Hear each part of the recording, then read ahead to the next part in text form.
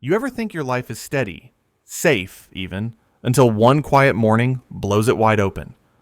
For me, it wasn't a car crash or some explosive fight.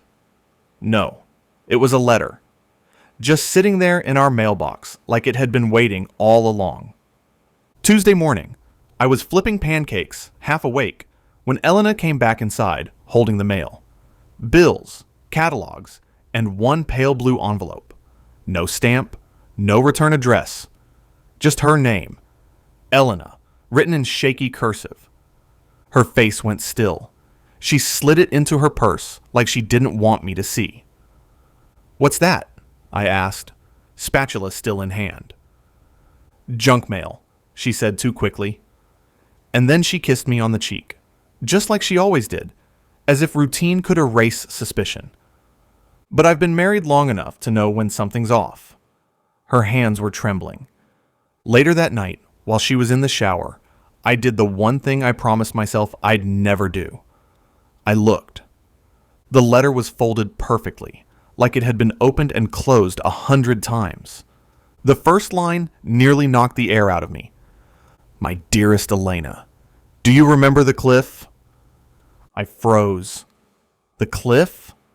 The words kept dragging me forward. I still hear the sound. Bones against rock. The breath knocked out of me. I remember your face.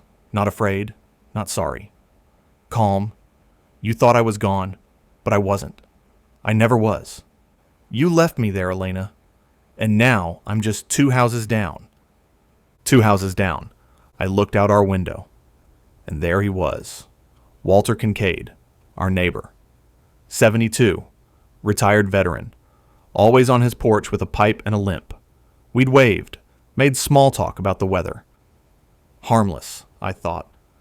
But harmless men don't write letters like this. I slipped it back in her purse before she came out. She never noticed. She just crawled into bed, humming like nothing had changed.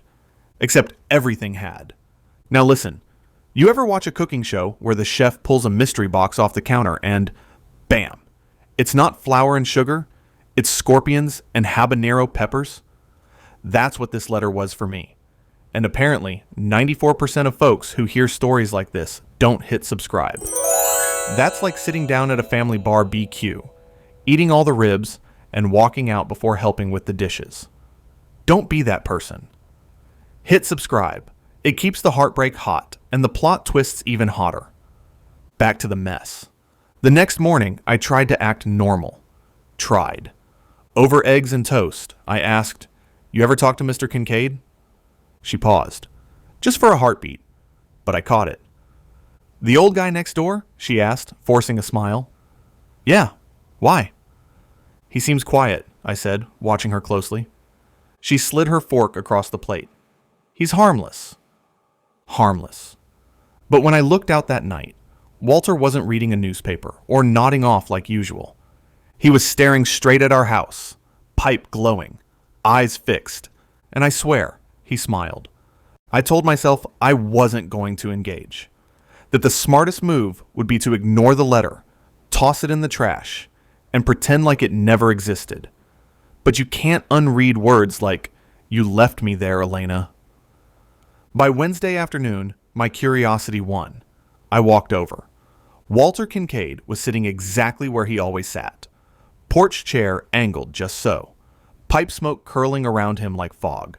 Eyes following me long before I reached the steps. "Afternoon," I said, trying to keep my voice casual. He nodded. "You're Elena's husband." Not a question. A statement.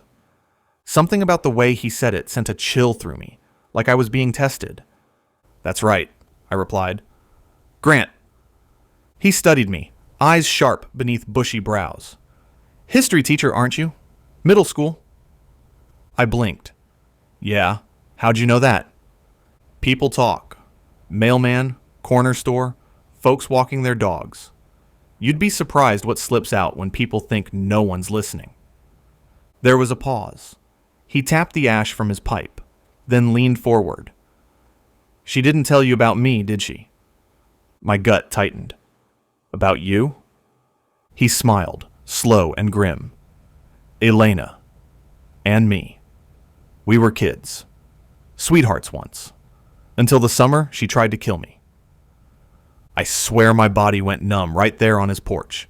Excuse me? His voice didn't rise, didn't falter. He just spoke like he was reciting a weather report. It was 1998. We hiked to the bluff behind her parents' house. We were arguing. She always had a temper. Next thing I knew, I was falling. 40 feet down onto rocks. Broke my leg in 3 places. Cracked my ribs. Knocked out cold. I should have died. He pointed his pipe toward the woods that stretched behind our neighborhood. Right out there? I tried to laugh it off, but the sound came out hollow. That's insane. Insane, he repeated, as if testing the word. Then he shook his head. No, it happened. She looked right at me before she pushed. And when I woke up in the hospital weeks later, she was gone. No visits. No apology. Nothing. Just vanished. He let that hang between us. Finally, I managed, "If that's true, why are you here now?" His eyes flicked toward my house, then back to me. Because some debts don't disappear just because time passes. I thought I'd made peace with it. But when I saw her move in down the street, he chuckled, bitter and low. Funny thing about ghosts, they have a way of circling back. I didn't know what to say. My mouth opened, then closed again. Walter leaned back, pipe smoke drifting upward. "You seem like a decent man, Grant. Better than she deserves. But make no mistake, your wife isn't who you think she is. She never was." I left his porch shaking. My rational brain told me it was nonsense. An old man's story, warped by memory, maybe by bitterness or loneliness. But the way he spoke, calm and certain, it didn't feel like a lie.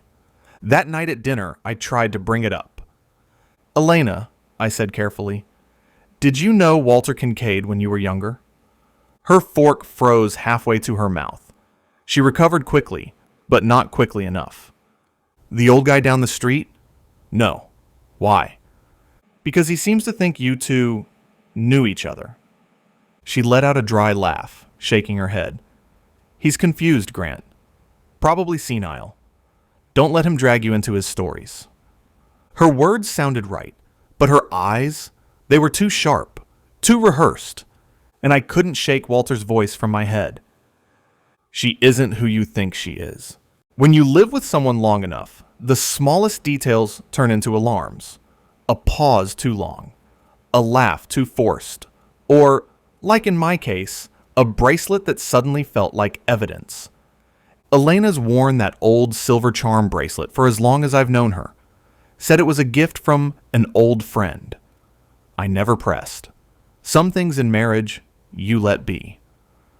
But after Walter's story, I couldn't look at it the same way. That night, she was rinsing dishes at the sink, sleeves rolled up, bracelet dangling just above the water, tiny charms clinking together. One of them, a little brass compass, caught the light. Walter had mentioned it in his story. The bracelet with the compass. She wore it the day she pushed me. "Elena," I said carefully, "where'd you get that bracelet again?" She glanced down, then back up at me, smiling faintly. "Told you before. Friend from high school." "Why?" I shrugged, trying to sound casual. "Just looks sentimental." She dried her hands and slipped it off, holding it between her fingers. For a second, I thought she was going to hand it to me.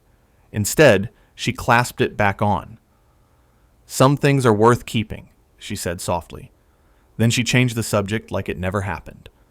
But I couldn't unhear Walter's voice. Couldn't unsee her hesitation. The next day at school, I vented to Dana, my co-worker, and, honestly, the only person I could trust with this mess. Dana has this way of cutting through crap like a scalpel. "Wait," she said, pushing her glasses up as she typed into her computer. "The guy claims she pushed him off a cliff?" "Yeah," I muttered. 72. Lives 2 houses down. Swears Elena left him for dead.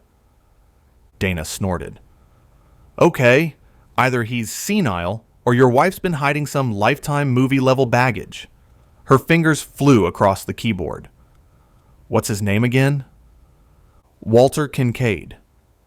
A minute later, she whistled. Well. Court record. Summer of 1998. Male, 17, admitted to hospital after fall from bluff. Broken leg, ribs, concussion. No foul play determined. No suspects. My stomach dropped. You're serious? Dead serious. She swiveled toward me. Grant, if this guy's telling the truth, your wife wasn't just a bystander. She was the last person to see him standing. You ever binge a show, get hooked on a character, and then, bam, they swap the actor mid-season without warning? That's Betrayal.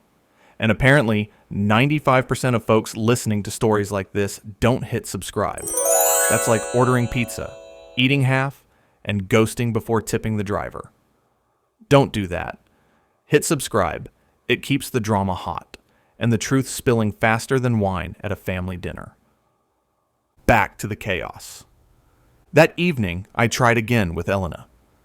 Do you ever think about the past? I asked, while she curled up on the couch with a book. Not really, she said without looking up. Why? Because sometimes the past doesn't stay buried. Her eyes lifted slowly, narrowing on me. What are you trying to say, Grant? I opened my mouth, but shut it just as quick. Because how do you accuse your wife of attempted murder over a neighbor's letter and a hospital record? Instead, I just said, people change, right? She studied me for a long moment. Then, almost too quietly, she answered, only when they have to. Curiosity is a dangerous thing. It'll drag you places your heart doesn't want to go, but your brain won't let go of. For me, that place was the trail behind our property. The one that led to the bluff Walter swore was the scene of his fall. Saturday morning, I laced up my sneakers and told Elena I was running errands. She barely looked up from her coffee. That stung more than it should have. The trail was narrower than I remembered. Overgrown with brambles, damp earth clinging to my shoes. Birds scattered as I moved deeper into the woods.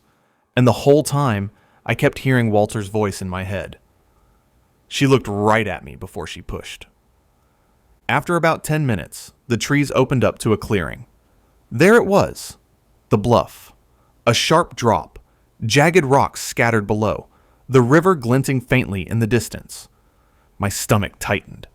I couldn't help imagining a 17-year-old boy tumbling from this height.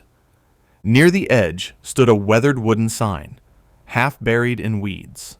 No trespassing. Faded, almost illegible. But it wasn't the sign that made me stop cold. It was the tree next to it. Someone had carved initials into the bark, long ago, but still visible. E+W. I reached out, fingers brushing the grooves. The air felt heavier, colder. Proof. Not just a story, not just words on paper. Elena and Walter had been here, together. A crunch behind me snapped me back. My pulse spiked. I turned, and there he was. Walter. Standing on the trail, leaning on his cane, pipe unlit this time, his face unreadable. Told you, he said, voice low but steady. My throat tightened. How long have you been following me? He gave a slight shrug. Long enough. I knew you'd come out here eventually. Curiosity always wins. I swallowed hard, trying to keep my voice from shaking. Why show me this? What do you want from me? He stepped closer, eyes sharp but calm. I don't want revenge. I want truth. You deserve to know who you're married to, and she deserves to face what she's done. Then he pulled something from his coat pocket, a folded square of paper, worn soft from handling. He held it out. This one, he said, was meant for you. I didn't want to take it. Every cell in my body told me not to. But when a man hands you a folded letter and says it's from your wife, meant for you, You don't exactly walk away. I unfolded it right there on the bluff, the wind tugging at the edges of the paper. The handwriting was hers, no mistaking it. Clean, careful letters. It wasn't addressed, no date, but the words cut through me like glass. There are things I can't take back. A moment of anger, a fall, the way he looked at me when he realized I meant it. But I built a new life. I had to. And if he ever shows up, God help me. I must have read it 3 times, the words blurring more each time. It wasn't Walter's memory anymore. It was Elena's confession, staring me in the face. My wife. The woman I ate pancakes with on Sunday mornings. The nurse who soothed crying kids for a living. The same person who kissed me every night like she meant it, had once written about leaving someone for dead. I folded the letter, hands shaking. Where did you get this? Walter lit his pipe this time, smoke curling between us. She wrote it years ago. Never sent it. I found it with some old things. Figured it was time you knew.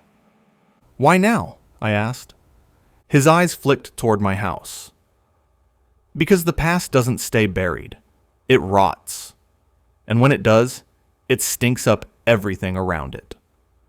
You ever notice how families sweep dirt under rugs big enough to trip an elephant, and then one day, bam, you're face down in the mess, wondering why you didn't just vacuum sooner?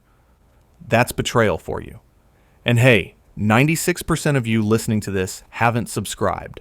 That's like eating Thanksgiving dinner, then leaving before the dishes. Don't be that guest. Hit subscribe. It keeps the drama hot, and the secrets spilling. Back to my wife's little confession. That night, I couldn't sit still. The letter burned a hole in my pocket. I couldn't eat. Couldn't even look at her without hearing the words. I built a new life. I had to. She noticed, of course. She always did.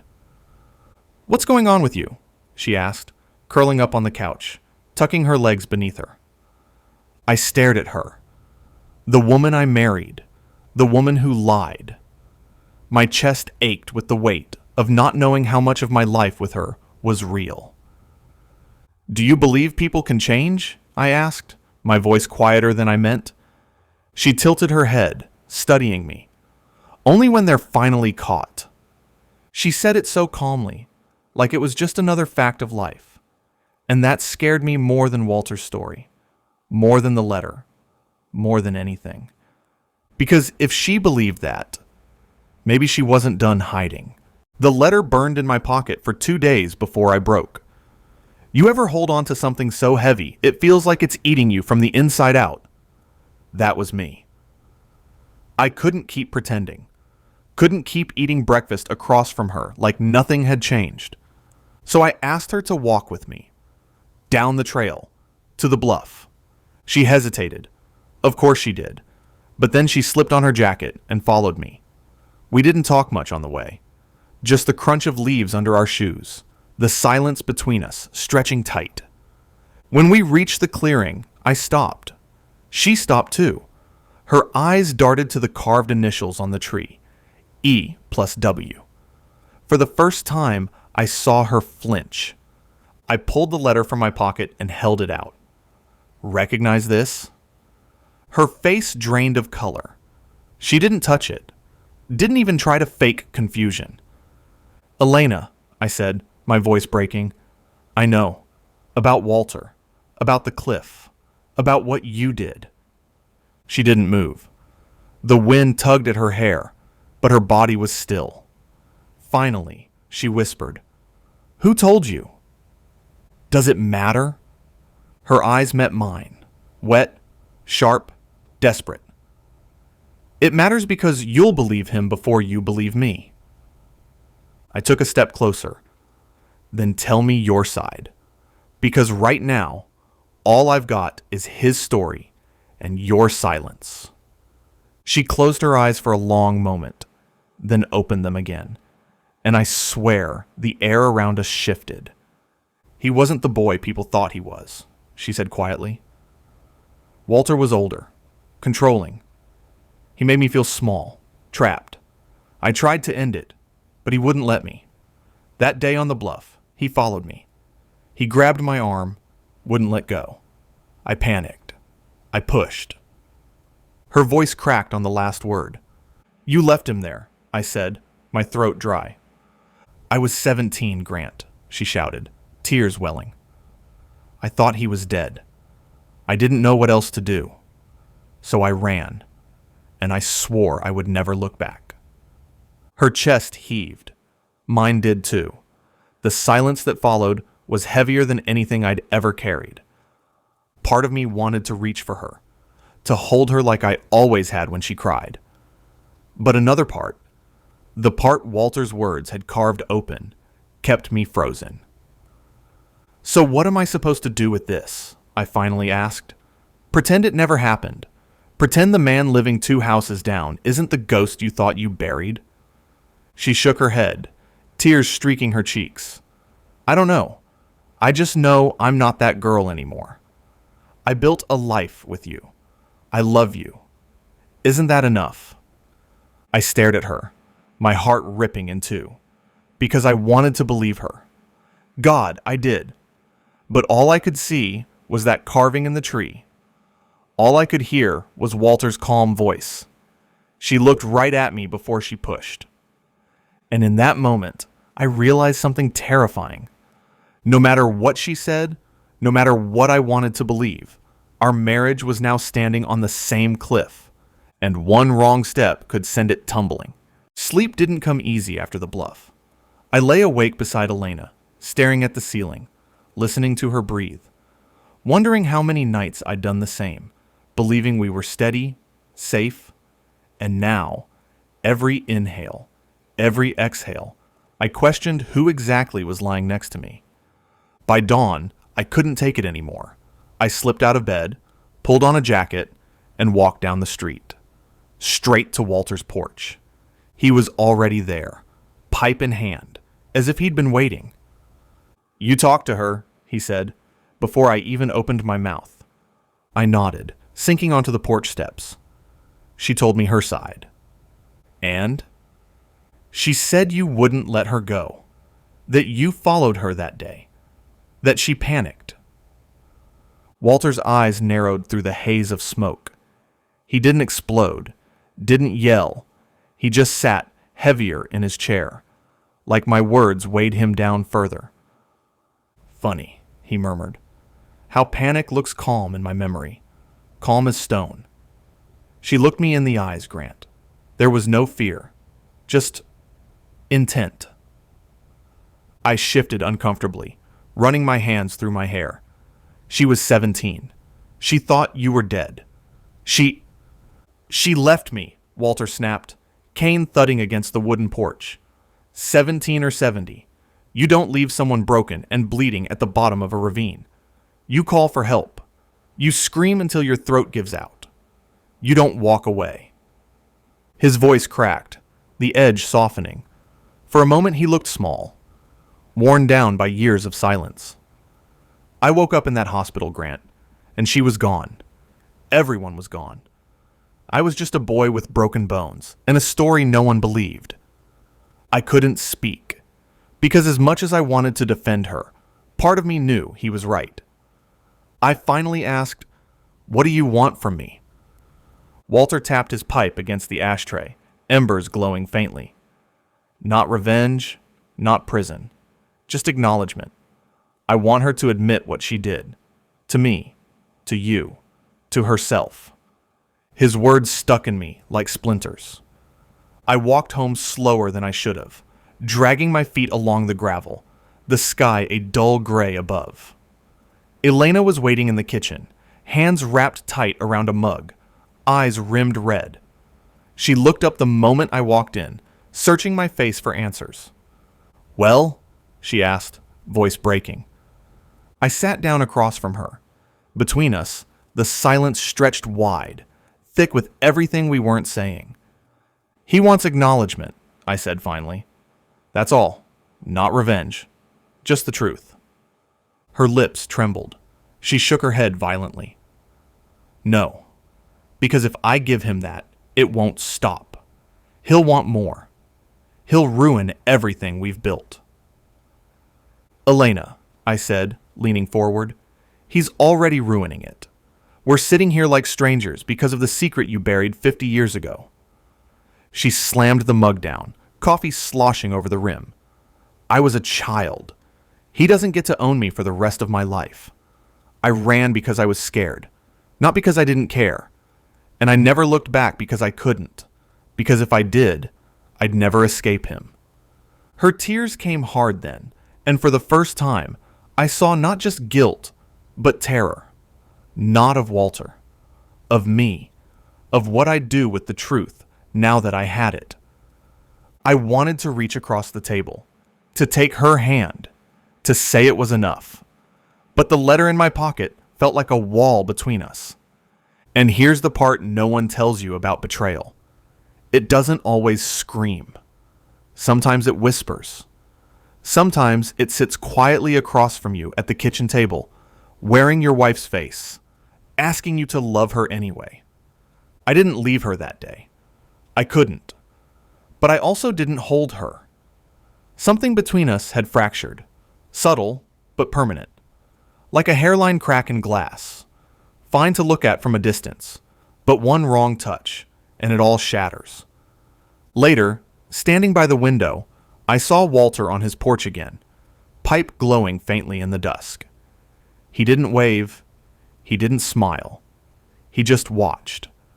And I realized I was living between two truths: his memory, her confession, and my silence. So what do you do when the person you love most swears they've changed, but the past won't let you forget? Do you hold on tighter, even if your hands bleed? Or do you let go before the whole thing breaks? What would you have done in my shoes? Drop your thoughts in the comments. And if this story left you thinking, subscribe. Because trust me, the next one's even darker.